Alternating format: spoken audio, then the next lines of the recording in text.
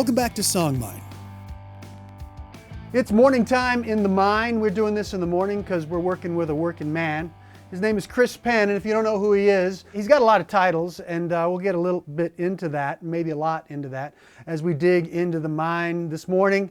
But he's a working man. He's associated, co-owns good records. He'll explain all that. I love the guy. He has been so courteous and generous, and he's a pillar of the Dallas scene, probably of the Texas scene. If you know anything about live music, then you know that around Texas, then you might recognize the name as a guy who helps manage the band Polyphonic Spree as well as Tripping Daisy. But again, he'll get into all that. I'm telling you all this to juice you up, because who I'm getting ready to bring on in the mine is none other than Mr. C3P, Chris Penn. Hello, sir. Hello, Mr. Tellez. Good to see you again. Good to see you, man. Every time I see you, you make me smile. You're looking good. Are you in the store right now? Are you in Good Records right now? Yes, I came in a little early. You know, we kept COVID hours, so we're open 12 to 8, 7 days a week now. Nice. I kind of love it. Like, I can do things like this interview, or, you know, take the kids to school. Yeah. Stop at Home Depot to get a plunger to fix our toilet at the store. Just, you know, odds and ends, the things that you need to do during the day. So life can happen. Life can happen outside of the record store, but I figure our customers tend to sleep in anyway. So that's what I was saying. When we first opened, I made us match Tower Records hours, 9 a.m. to 11 p.m. And, you know, after a while, it was like, that's almost cruel to your employees, man, because they're kind of the people. Yeah, cruel to myself. I couldn't go to any shows, and we need to be available at the whims of the consumers. After a while, it was kind of like, you know, this is crazy. I'm just getting homeless people and people that are out of their minds coming in, and sometimes it'd be fun, and other times we had a streaker one time and all kinds of crazy stuff. We started out in 2000 on Good Latimer Street. Tim DeLauder and Julie Dole, they found that location, came up with the name, and then, you know, I had the experience when I was in college. The record store I shopped at, Hogwild, they opened a location in Texas A&M University in Bryan College Station called Marooned. And I walked in one day, and, well, this is eerily familiar. It's the same setup, special orders, import CD singles were on the wall behind the counter. And that's where you'd get 2 or 3 songs that the bands would add on there that weren't on the record to try to get their single to chart in the UK. And you're just like, I got to get the B-side of the new Blur single, and I got to get right the Smiths and Morrissey or Depeche Mode, like, milk that, man. Iron Maiden was 12 inches when I was growing up. They would put the B-sides on their 12-inch. One of the things I'm excited about for Record Store Day 2025 is the David Bowie release. And that was recorded right before we went on tour with him. He did like a live show at a venue, or a kind of, I don't know if it was telecast, but he did it for like diehard fans or something. And it's really great, and it's from that era. It's from the reality tour era that the Polyphonic Spree got to play with him. Hey, well, that leads me to what I wanted to talk to you about. So I got to see Polyphonic Spree for the first time at the Backyard.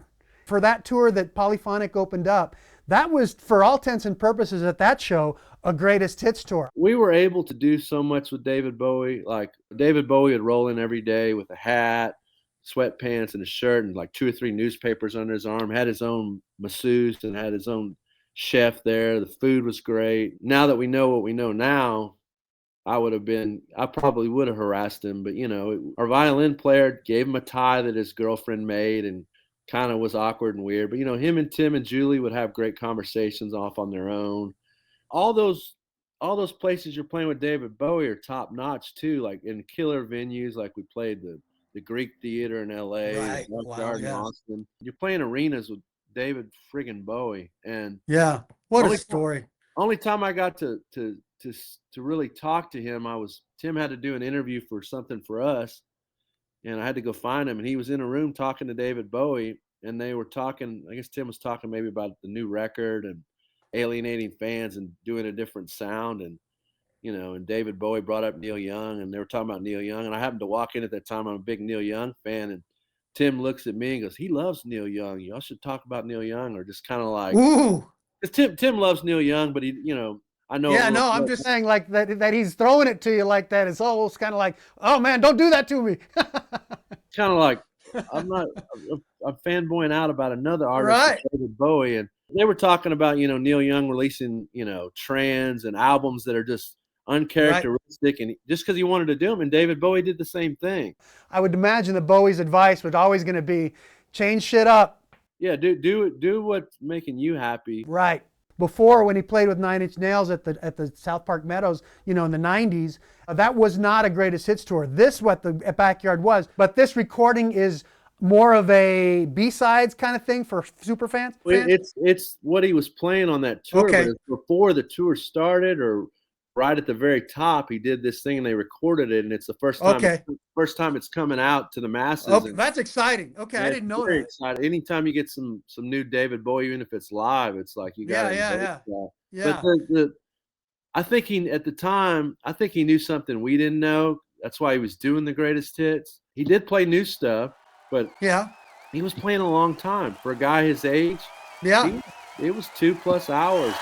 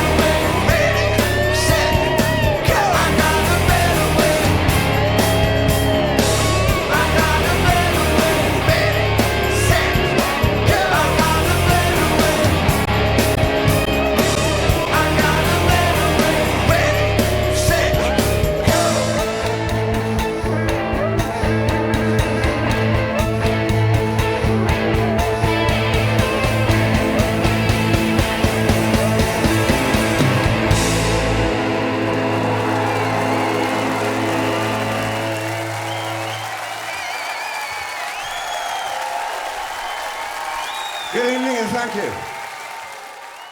One of the things I used to do while I was living in Austin was to shoot shows, and we used to shoot shows at the backyard, and so we'd go back there. I did like collective soul bands like that, right? And so we'd go back there they'd give us one of those huts to kind of have our base camp. So if for people who don't know, it's all long gone now, and it's all strip mall stuff. It was like a vacation style place, like For the band. For the band, yeah. And then the backdrop, if the band didn't put a backdrop themselves, were trees. And so like I saw Crowded House there one time, which leads me to another record store day that I want to talk about release. But I saw Crowded House there, and they just lit up those trees, man, and it was gorgeous. Coldplay at the time, I think it was on their first record, Parachutes, and they just lit up those trees. And during Yellow, during the song Yellow, I think they turned them yellow, and it was pretty amazing. I'm a big Crowded House fan. Neil Finn, to me, is one of the best songwriters to come out of the last 30 years.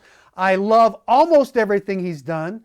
He's got a release coming out called Sessions on West 54th Street. Do you have any knowledge of that other than what it sounds like? Is it live? I think that was a series they did on, I think there's a Ben Folds, Sessions at West 54th. Kind of similar to this Bowie thing, but a different name. You go into this studio and you do a show, and there's an audience, but that's a great one. Another one I'm looking forward to is the Air live, not Virgin Suicides, Moon Safari. I just saw them recently. They did that record in its entirety, and wow, probably top 10 show, top 5 of all time for me. Yeah. It was They're amazing. great. So it was Air. It was 3 of them. It was the 2 guys and then the drummer, and they just it was like Pink Floyd. It was amazing. Yeah. Well, Virgin Suicides. I mean, that soundtrack, dude. They're digging on some Pink Floyd. There's another record coming out, Shudder to Think, Pony Express record. That's a top 10 desert island album for me. It's really Ted Nicely, who produced I'm an Elastic Firecracker, did that record. Now, years later, they're coming out with a double album version of that. That's like they did another session where they went and played a lot of these songs live in a studio. So the second record's that, but the first record's been out of print for so long, and it's like a record. If I had the means, I would try to license and put it out myself, because it's one of those essential albums. It's weird, quirky, but Craig Wedren, he does the music for the Yellow Jackets with Anna Warnaker, and he's done a bunch of scores since Shudder to Think disbanded. But he's a genius. His vocals are so weird and operatic, and the music is just, the guitar player is just, it's really great. So it's kind of my sleeper pick for Record Store Day 2025. But it's, sweet. I'm ordering a lot of copies of that, and I'm happy to sit on that all year and turn people onto it. Like, hey, take a chance on this. And that's what I love about record stores. Hey, mister, dancing. My drink is on a short leash. My mouth is a cold sore display case. Here's a tip. You can take a lot of abuse if you exchange your skin for leather. Like messenger girls would ride around on inner dunes. Their asses are all scraped up. Their eyes cold, kick me off the bus, y'all. And honey donut and your lips are stuck to the sea. You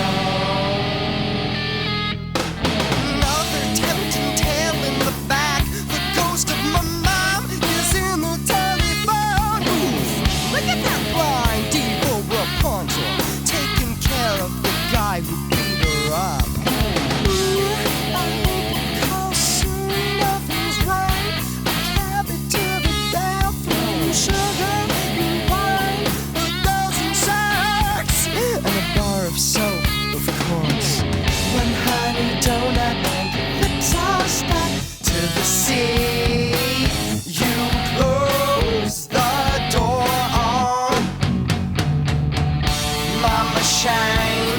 Girl, would you laugh a lot and run around? I'm out of fun and I'm stuck here down.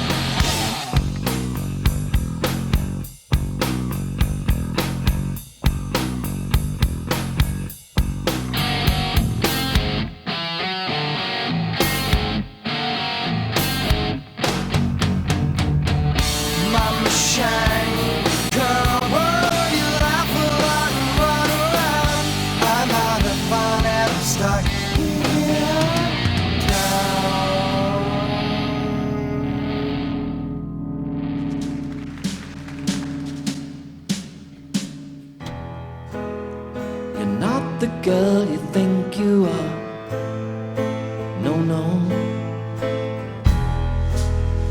And not his shoes under your bed, yeah, yeah. He'll take you places in his car that you won't forget, no.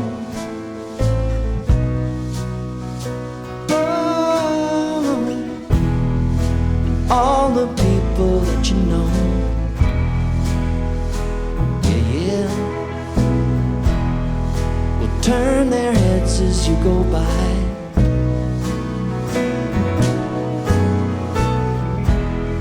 But you'll be hard to recognize with the top down and the wind blowing, blowing, yeah.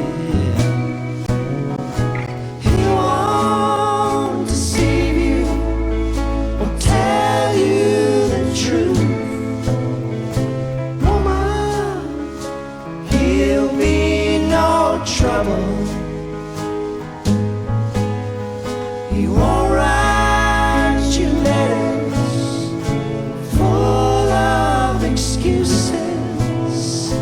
Come on, believe you have one in a million.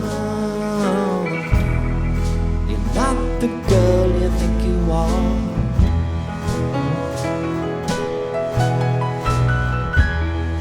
Someone standing in your place.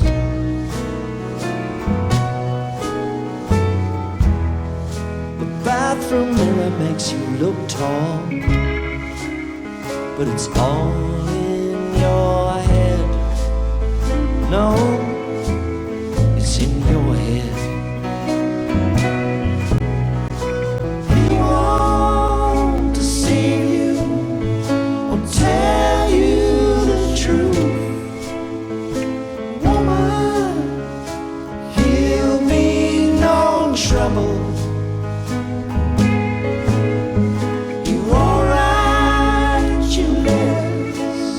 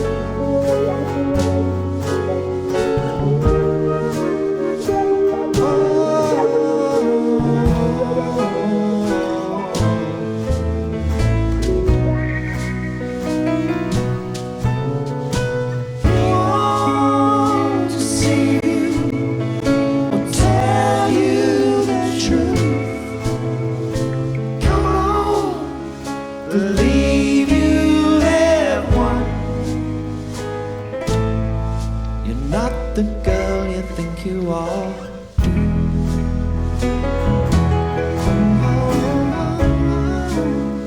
Believe you have won. You're not the girl you think you are.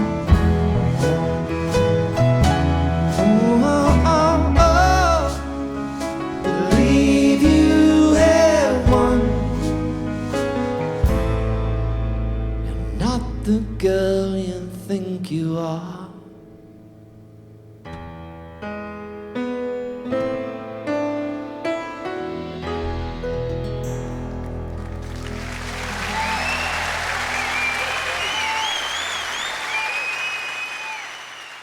Nine times out of 10, people come in here and know exactly what they want, but the people that are still open to talking, like, hey, I like this. Do you have something like that?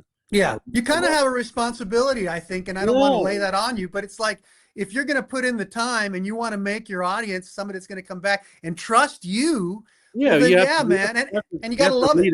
You have to give them good picks, and and that's the great thing about all record stores. You walk into any record store, if the person there, the guy or the girl there working they're music fans. I mean, granted they're probably working there. They don't want to go be digging ditches, but they're listening to music. So they're doing the research, and they're weeding out a lot. And, sometimes you find that record store clerk. We had a guy, CJ Davis, that worked for us for a long time, and he would turn people on to stuff. He would know what they were into, and he would just go, hey, here's the new Sufjan Stevens. Here's the new, this or that. And right.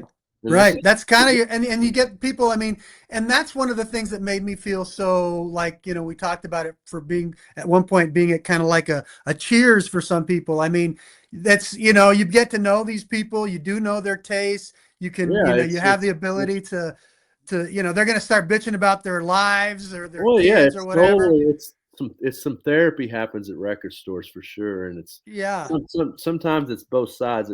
It's reciprocal. I gotta imagine, sure. Sometimes you need to, man. I just I had a bad day, and you're talking to a customer. You know who can handle it or who has a frame of reference to be engaged with you. Otherwise, you just leave them alone. But you right. become friends with these people. I just want to ask you about one more specifically.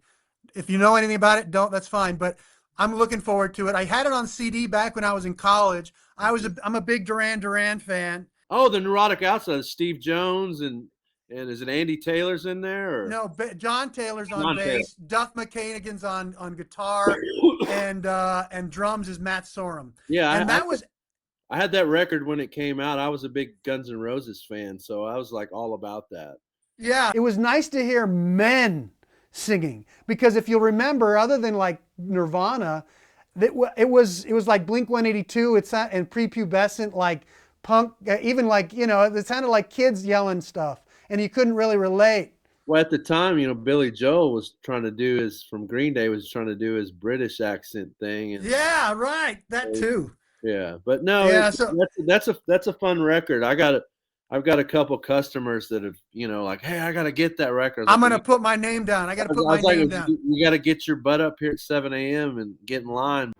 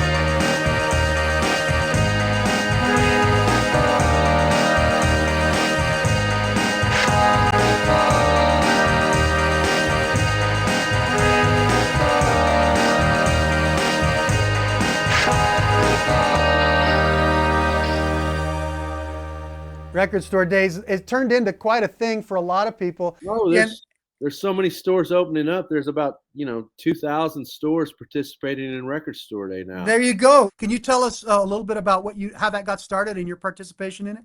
Well, so we've been participating since the very first Record Store Day, and we were a part of a coalition called the Alliance of Independent Media Stores, and there's another coalition called SIMS, which Waterloo is a part of in Austin, and those two groups, along with a couple individuals, Eric Levin, who was the head of Ames, was one of the founders, along with Michael Kurtz and Carrie. Carrie and Michael Kurtz, they dealing with the record labels, the distributors, and they're trying to find stuff. They'll know of something and then they'll seek it out. And when Record Store Day started, I wasn't sure if it was going to take. January, February, March, people were redeeming their gift cards, using their Christmas cash.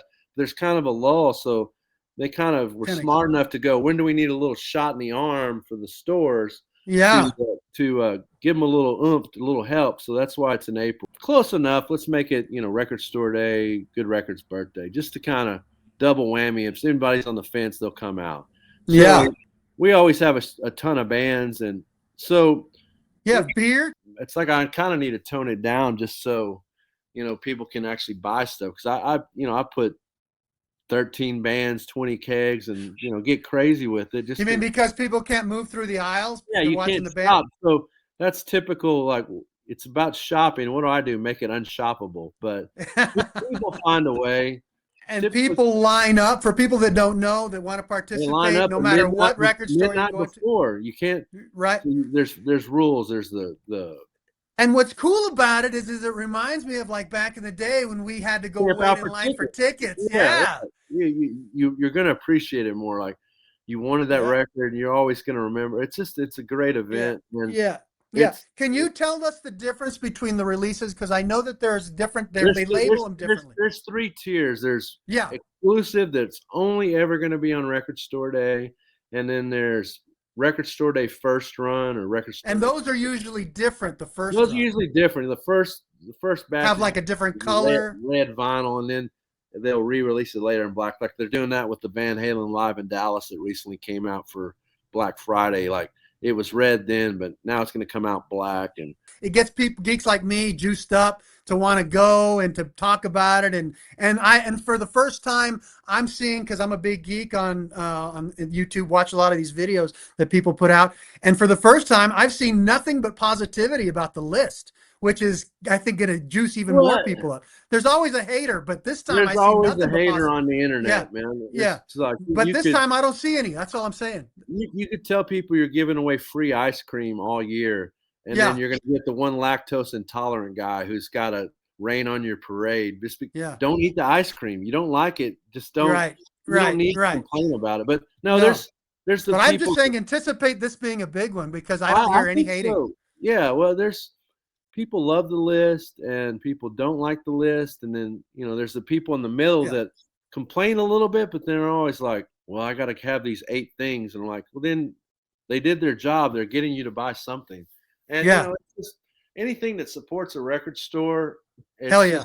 It's not a, you don't do this to get rich. It's a labor of love. So I wholeheartedly embrace Record Store Day. I think it's great. And, and they do the Black Friday one, and, I just, anything. Can I ask you, is there one in particular, and then we'll let you go, is there one in particular that you maybe didn't mention that you're looking forward to? I know you said that live show, but is there anything that Chris Penn would say, you guys got to check this out if you didn't know before? The Air, the David Bowie, the Shudder to Think. There's a band I don't even know how to pronounce. It's a Welsh band, Gorky Zygotic Monkey. It's Euro Childs. It's a Welsh band, and they're kind of the same world as Super Furry Animals. It's kind of Wells psychedelic rock, and it's a Barafundle's coming out. I love that record. There's always something that's like a weird off-ball one.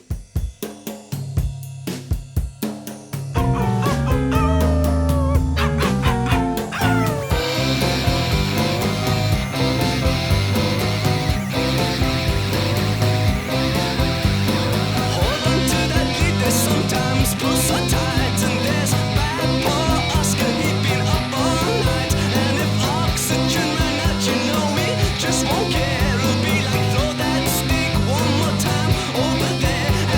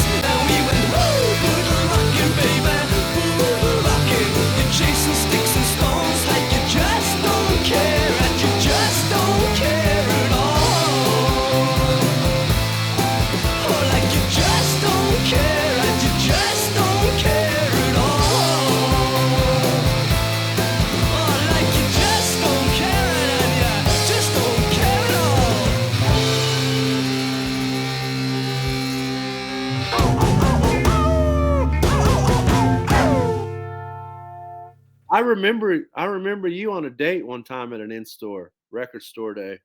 Oh, really? Yeah, I think you were. I can only imagine. Well, yeah, it was so hot in there.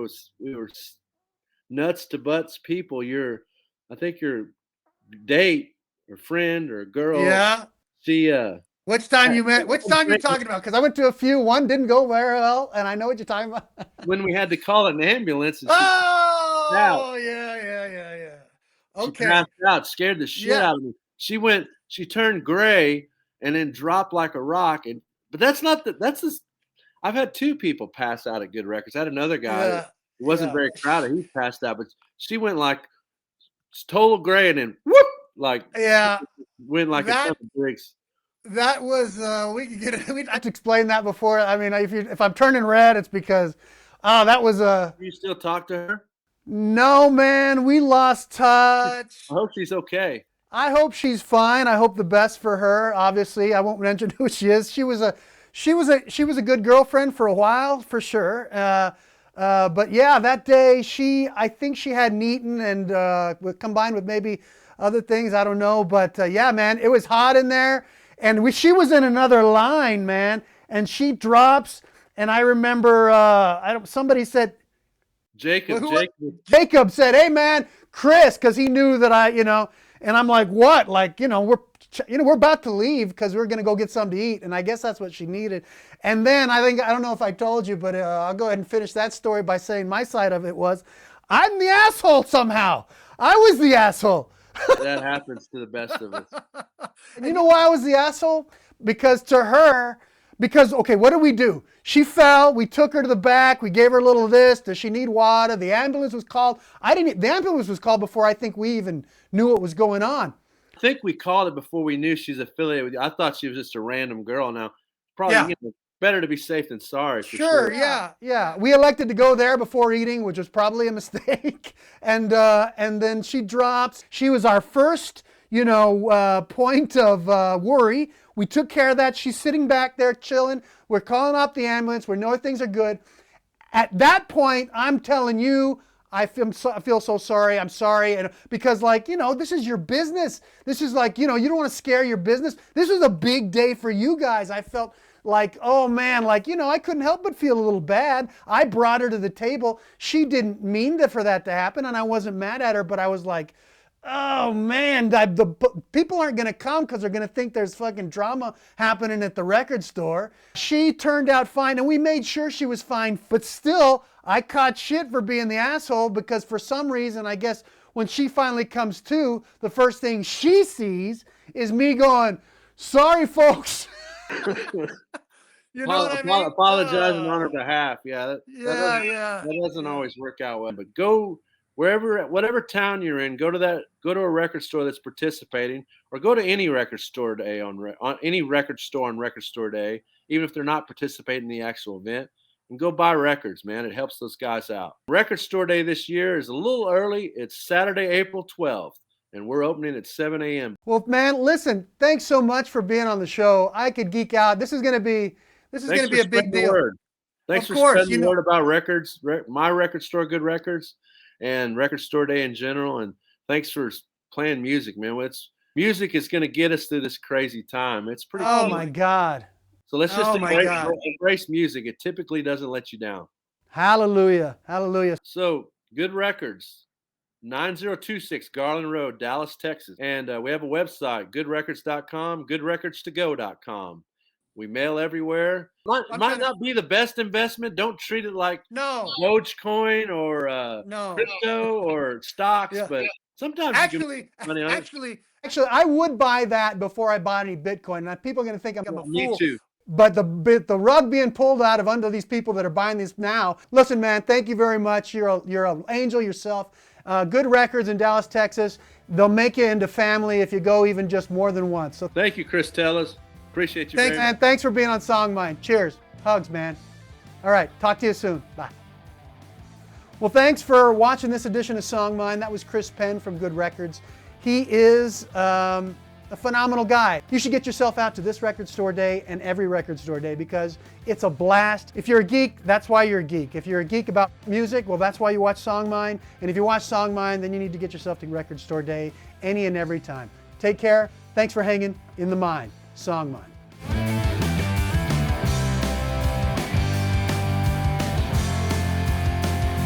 Hey, if you dig SONGMINE, don't forget, check out episodes over at ktep.org/songmine. There's a whole first season where we had Dr. Avant Mir, Andy was there, played great music. It was the beginning. Plus there's some mixtapes in there too for the spring and Mother's Day and all that kind of stuff. You want to go check that out, you can play it as many times as you want. Feel free. It's at ktep.org/songmine. Other than that, come back here. We'll be posting here as we see fit. There'll be plenty to check out in the mine. Get your hard hats, get your flashlights, bring your records. It'll be fun. SONGMINE. The only thing we have to fear is